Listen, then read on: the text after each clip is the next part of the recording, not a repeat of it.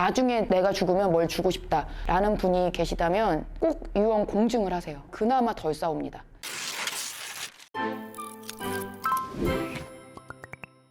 안녕하세요. 여러분의 상속메이트 최혜리 변호사입니다. 제가 앞선 영상에서 자필 유언장은 분쟁의 소지가 많다고 말씀드렸는데요. 어느 부분이 분쟁의 소지가 생기는 것인지 말씀드리고자 합니다.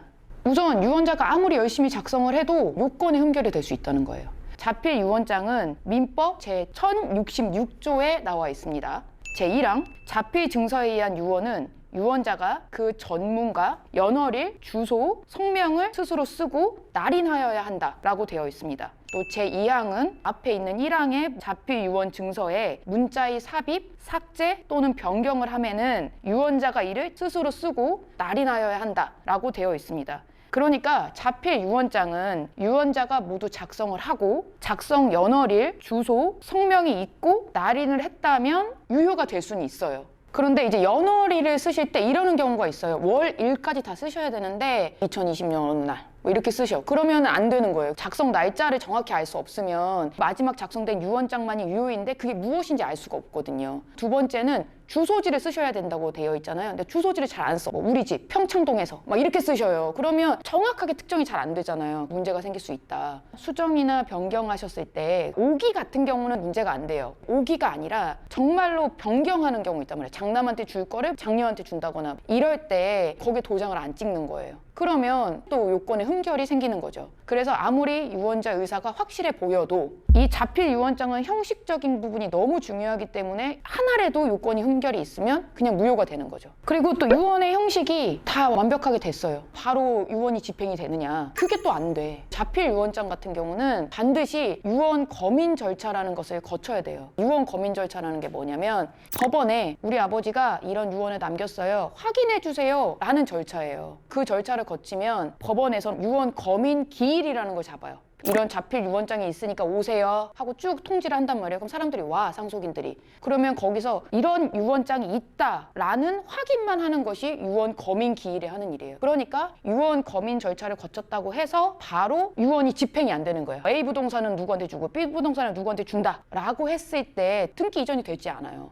그러면 상속인의 동의를 전원에 받아서 해야 되는데 문제는 상속인들이 어떨 것 같아요? 유언장을 남겼다는 건 한 사람한테 몰빵한 거잖아요. 아무것도 못 받는 사람이 나는 이거 글씨 엄마 건지 모른다, 아빠 건지 모른다, 이거 무효인 것 같다, 동의 못 해준다 막 이래. 그럴 때 우린 또 뭐를 해야 되냐? 유언 이행 청구 소송이라는 소송을 또 한 번 더 해야 되는 거예요. 유언장의 유효를 우리가 입증해야 돼요. 그래서 입증하기 위해서는 유언자의 다른 글씨를 또 찾아야 돼요. 근데 유품정이 다 했어. 그 글씨가 없다 보니까 대조할 수 있는 게 없는 거예요. 그럼 유효함을 확인한다는 게 너무 어려워질 수 있다. 어째저째해서 유효함까지 확인했어. 유언이 다 유효하니까 그건 또 민사소송에서 인정받을 거 아니에요. 그럼 모든 절차가 끝나고 해피하냐? 아니라는 거예요. 유언이 유효이군. 그러니까 난 유류분을 청구하겠어. 하고 또 민사소송을 할 수 있다. 만약에 공정증서에 의한 유증을 할 경우에는 유언 검인 절차와 유언 이행 청구 소송이 필요 없어요. 유언 공증이란 제도는 공증인 앞에서 증인 2명을 데리고 나서 한 절차이기 때문에 기본적으로 유언 집행자가 유언자가 사망하면 바로 집행할 수 있어요. 누구도 이의를 제기하지 않아. 그때 이 유언이 나는 불합리하다, 아니면 난 이 유언이 잘못된 것 같다 라고 생각하는 상대방 측에서 유언의 무효를 주장하거나 유류분 반환 청구 소송을 하겠죠. 그러니까 유언 공증을 할 경우에는 딱 하나의 소송만 하면 되는데 자필 유언을 남겼다 할 때는 유언 검인 절차 거쳐야 되죠. 유언 이행 청구 소송 했죠. 또다시 유류분 청구 소송까지 해야 되는 문제가 발생한다는 거예요. 나중에 내가 죽으면 뭘 주고 싶다 라는 분이 계시다면 꼭 유언 공증을 하세요. 그나마 덜 싸웁니다. 상속인 자체가 어머니 아버님이 돌아가셨는데 자필 유언장을 발견했다. 그러면 유품 정리를 빨리 하지 마세요. 대조군이 있어야 피적 감정을 할 수 있거든요. 나중에.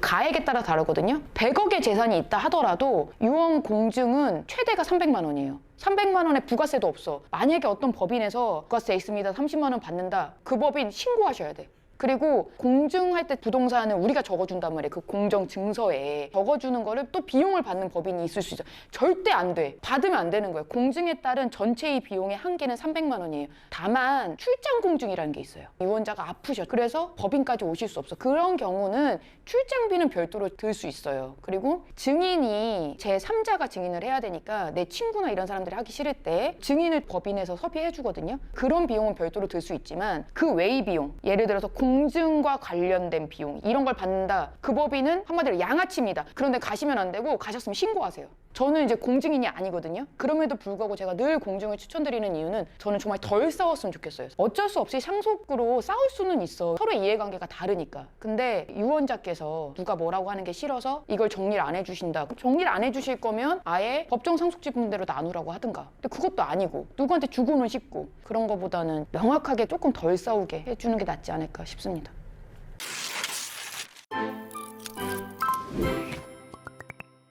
오늘의 영상 도움이 되셨나요? 구독과 좋아요 눌러주세요.